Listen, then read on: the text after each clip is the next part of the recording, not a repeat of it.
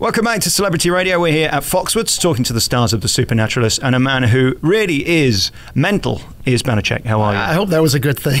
Well, I don't know whether it is. Listen, I don't get you. I find you very confusing because I love the mind. I've spent my whole life trying to work it out. Psychology, phone-ins, people fascinate me. And then there you are. You walk on stage and start telling people their name, and you start reading out their driving license number, and you know their auntie's uncle's brother's name.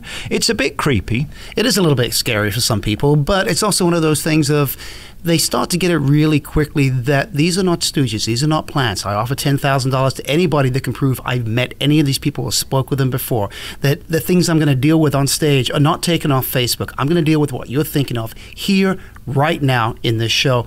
And it's interesting for me. It's a little scary being up there because I'm used to doing a 90-minute show all by myself.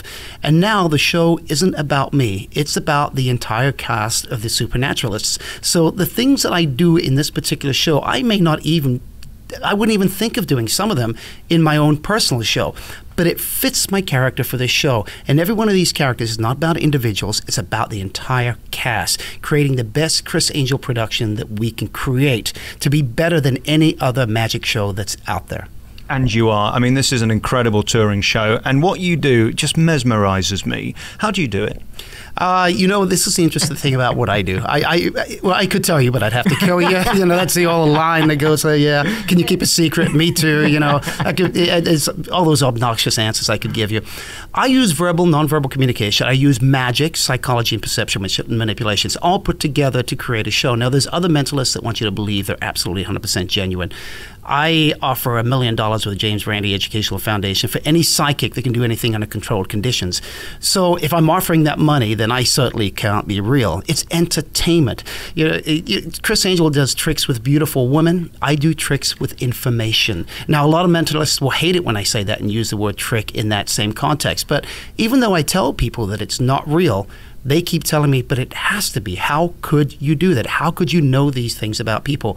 And that is part of the entertainment aspect of what I do, the mystery of not knowing how I can do those things. Then, of course, you get to go amongst the audience and do a lot of interaction. I guess in a place like Foxwoods or Vegas, you see all kinds of different things in the audience because they're not always paying attention. No, they're not. And sometimes I see things that I can actually use in my performance and make it seem like I'm reading minds. That rarely happens. Usually I have to work a lot harder at it to get that information out there. And going back to my little piece in there, it's really interesting what Criss has done with this show, and he has done with other variety show that he put on called Magic Jam back in the day. But here with Supernaturalists, the transitions are so seamless. And it's like my bit goes straight into the dog act, but it does it in such a seamless way that you don't even realize you're into that next bit until you're in there.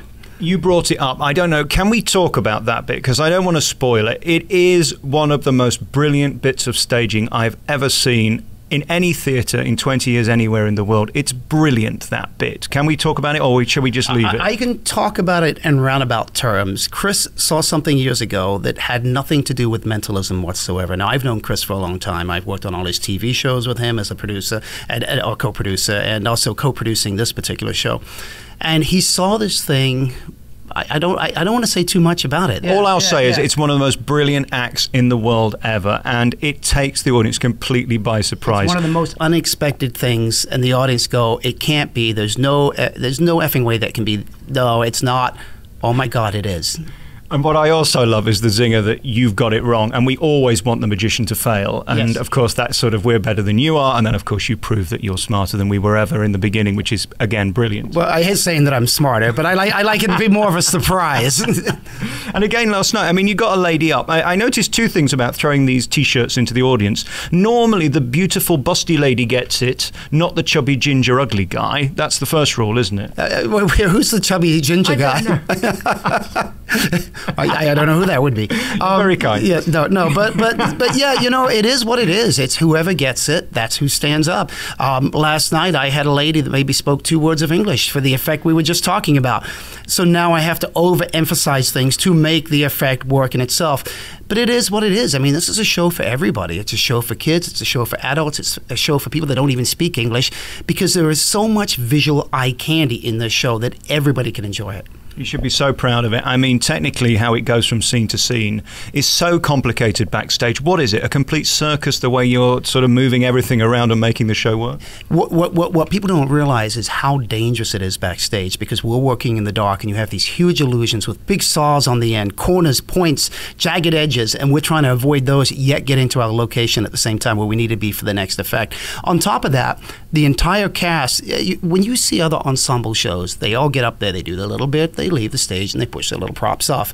We are all helping each other behind the scenes. When Kristen's up on the sword, there's 3 of the cast members helping lift her up and put her on that, rushing around to get to the other side to get her off again. And that's the way it works continuously. Lander, who's our front man, is doing so much work behind the scenes. Nobody is above making the show better for everybody.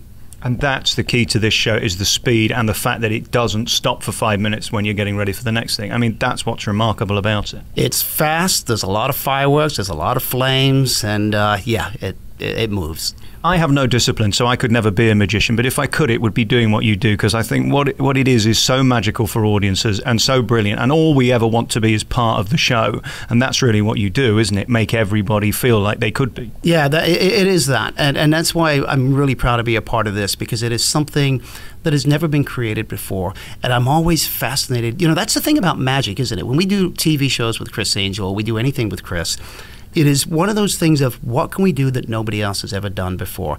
And I think even with this show, you talk about magic shows being out there, nobody's ever done what we are doing. They've tried, they've gotten up to a certain point, but Chris has taken it and smashed it at that barrier and pushed way beyond that to where nobody has done this. This is magic history that we're talking about. And I can't wait for next year. I just spoke to Chris about 10 minutes ago, and this is going to tour the world eventually, isn't it? It is going to tour the world, and we are going to have other type shows along these lines. People will just have to wait and see, but it's going to be worth the wait. Great to talk to you, Banachek. You've got such a brilliant act. Keep doing it. And I'd love to see your full act one day, because it is utterly mesmerizing. Congratulations. Thank you very much. Thank you.